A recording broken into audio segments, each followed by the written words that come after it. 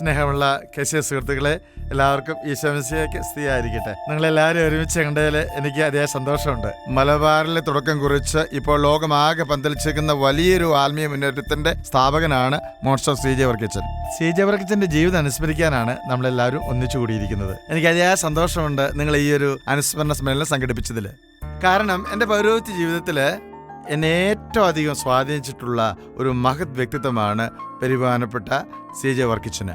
June 24 അച്ഛൻ്റെ മരണവാർഷിക ദിനമാണ്. അത് നമ്മൾ അനുസ്മരിക്കുന്നതും സ്വന്തമാക്കുന്നതും വളരെ നല്ല കാര്യമാണ്. പിന്നെ നമുക്കൊരു കാര്യം കൂടി ചിന്തിക്കാനുള്ളതും തീരുമാനിക്കാനുള്ളതും നമ്മുടെ പ്രധാനപ്പെട്ട പ്രവർത്തന വിഷയം ഏത് മേഖലയ്ക്കാണ് ഊന്നൽ കൊടുക്കേണ്ടതെന്ന് ചിന്തിക്കേണ്ടതുണ്ട്. അതാണ് നമ്മുടെ യോഗത്തിൻ്റെ പ്രത്യേകമായിട്ടും ഇന്നത്തെ ഒരു ലക്ഷ്യം. ഈ വർഷം നമുക്ക് കുടുംബങ്ങളെ ഫോക്കസ് ചെയ്തിട്ട് എന്തെങ്കിലും പ്രവർത്തനങ്ങൾ ചെയ്താലോ?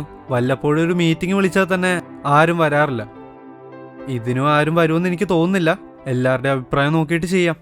അല്ല, അവിടെ പോയിട്ട് ഇപ്പൊ നമ്മൾ എന്നാ കാണിക്കാനാ? നമ്മൾ മാത്രം കുടുംബത്തിലേക്ക് കയറി ചെന്നിട്ട് കാര്യമില്ലല്ലോ. അച്ഛനോ സിസ്റ്ററോ നമ്മുടെ കൂടെ വീടുകളിലേക്ക് വരണം. എന്നാലേ അതുകൊണ്ടൊരു കാര്യമുള്ളൂ. തീർച്ചയായിട്ടും നിങ്ങളൊരു തീരുമാനമെടുത്താൽ നിങ്ങളുടെ കൂടെ എല്ലാത്തിനും ഞങ്ങളുണ്ട്. ഇല്ലേ മരിയ സിസ്റ്ററേ? അതെ അതെ. അച്ഛാ, ഈ വർഷം വീക്കിലി ഒരു 3 റീൽസ് വെച്ചിട്ട് ചെയ്താൽ അതെങ്ങനെ ഉണ്ടാവും? ഇത്ര ആൾക്കാരുടെ ആവശ്യമായിട്ട് വരുന്നുമില്ല. അതൊരു ട്രെൻഡി ഐഡിയ. അത് പൊളിക്കും. ട്രെൻഡിങ്ങിനേക്കാൾ കാതലായിട്ടുള്ളൊരു കാര്യം എന്ന് പറയുന്നത് നമ്മൾ കുടുംബങ്ങളിലേക്ക് ഇറങ്ങിച്ചെന്ന് പ്രവർത്തിക്കുന്നതാണെന്നാണ് എന്റെ അനുഭവത്തിൽ നിന്ന് എനിക്ക് തോന്നുന്നത്. അരുൺ പറഞ്ഞ ഈ ആശയം കുറച്ചുകൂടി വ്യക്തതയുണ്ട്, കുറച്ചുകൂടി കൊള്ളാം. കാരണം ഈ കാലഘട്ടത്തിന്റെ അത്യാവശ്യം കുടുംബത്തിന്റെ നവീകരണമാണ്. ഒരുപക്ഷെ നമുക്ക് ഈ യൂട്യൂബ് ചാനലിലൊന്നും അധികം റീച്ച് കിട്ടാൻ സാധ്യതയില്ല. പക്ഷേ മനുഷ്യരുടെ ഹൃദയങ്ങളിലും കുടുംബങ്ങളിലും മക്കളെ നമുക്ക് സ്ഥായിയായ സ്വാധീനം ചെലുത്താൻ ഇതുകൊണ്ട് സാധിക്കും. ഡെഫിനറ്റ്ലി. കാരണം അങ്ങനെ ഒരു ഇടപെടലില്ലായിരുന്നെങ്കിൽ ഒരു പക്ഷേ നിങ്ങൾക്ക് എന്നെ ഇങ്ങനെ കാണാൻ സാധിക്കില്ലായിരുന്നു.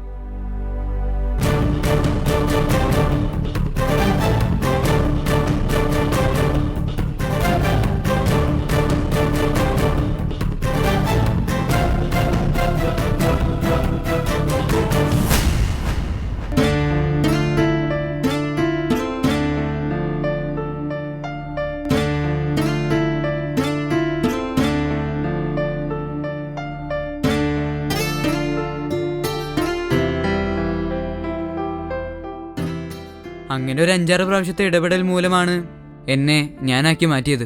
അതുപോലെ തന്നെ ഡൈവേഴ്സിന്റെ പക്കത്ത് നിന്ന് എൻ്റെ പാരൻസിനെ എനിക്ക് തിരിച്ചു കിട്ടിയത് മരിയ സിസ്റ്ററിന്റെ ഒരു ഇടപെടൽ മൂലമാണ്. അച്ചോ,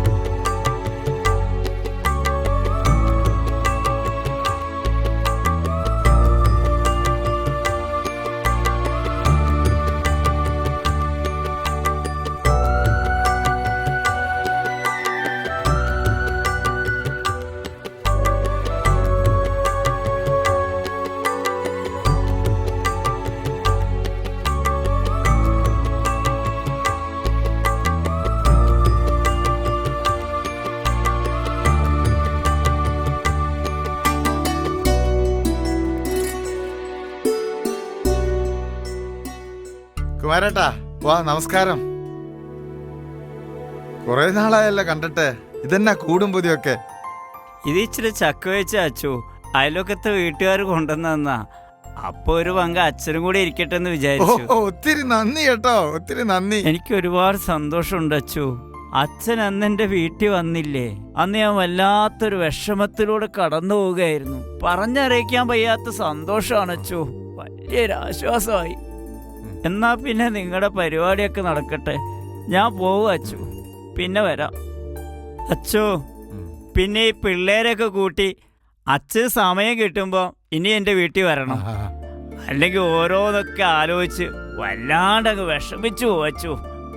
തീർച്ചയായും വരാൻ കേട്ടോ. ശരി ശരി. നമുക്കേ ഈ കുമാരേട്ടന്റെ വീട്ടിൽ നിന്ന് പോണം കേട്ടോ, നമുക്കെല്ലാവർക്കും ഒരുമിച്ച്. കണ്ടോ കുമാരേട്ടന്റെ ഒരു സ്നേഹേ. ഇതാ മക്കളെ, നമ്മുടെ സീജവർക്കിച്ചൻ പഠിപ്പിച്ച ഈ കുടുംബ നവീകരണത്തിന്റെ ഫലം. അച്ഛാ, നമുക്ക് ഈ വർഷത്തെ പ്രവർത്തന വിഷയം കുടുംബങ്ങളിലേക്ക് ഇറങ്ങിച്ചെല്ലുന്നതിനെ പറ്റിയുള്ള പ്രവർത്തനമായി തീരുമാനിച്ചാലോ?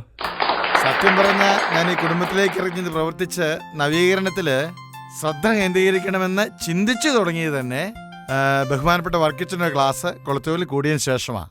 ഞാനിപ്പോഴും ഓർക്കുന്നു അച്ഛൻ പറഞ്ഞൊരു കാര്യം, ജനങ്ങളെ വിശുദ്ധീകരിക്കാൻ വേണ്ടി നമ്മൾ പ്രാർത്ഥിച്ച മാത്രം പോരാ, അവരിലേക്ക് ഇറങ്ങിച്ചെന്ന് അവരിൽ ഒരാളായി പ്രവർത്തിക്കണം.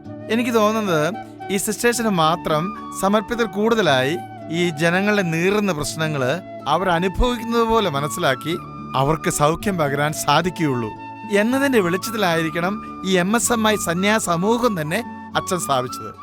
നമുക്ക് എഴുന്നേറ്റ് എന്ന് അച്ഛന് വേണ്ടി പ്രാർത്ഥിച്ചാലോ?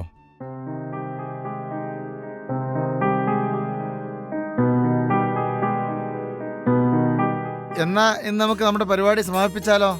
പ്രത്യേകിച്ച് ഇന്ന് മരിയ സിസ്റ്ററിന്റെ ദിവസമല്ലേ, MSMIക്കാരുടെ സ്ഥാപകന്റെ അനുസ്മരണം. എന്നാ മരിയ സിസ്റ്റർ തന്നെ അങ്ങ് നന്ദി പറയട്ടെ അല്ലേ? അതെ.